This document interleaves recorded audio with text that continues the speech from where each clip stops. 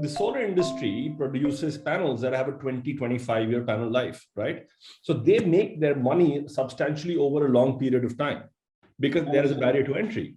If you look at the higher valued solar companies today, they all work as IPPs, independent power producers, and that's how they make the money. So when they make end product something that they monetize, not the equipment itself, that's precisely how this industry can really make traction.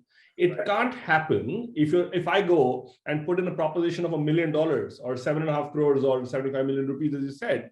Yeah, it completely throws it out of the table. But if I go to the proposal saying, look, there's a plan, I have a captive water consumer, or I can sell water at X number per liter, and I needed a heavy investment of, say, X amount, and then this is how I'm going to monetize it on a daily, monthly, and that's how the cash flows are going to happen. That's the only time it becomes a project which becomes financially viable.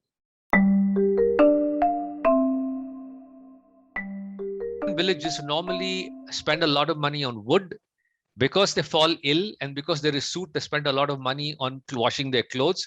I took this total cost of this and said, I can save you this. So if I can save you 50 rupees per month, I will give you this, you pay me. So it was a completely different way of looking at financing. So the conventional way of what we are costing may not work at all. Plus, if we can get the government involved where they are looking at people, taking people off grid, and they want to give clean drinking water, and if you put the cost of piping, put the cost of all the what you call cleaning up the water, maybe will come up with something that we can present to the government, because in India mostly it's the government which is supplying water.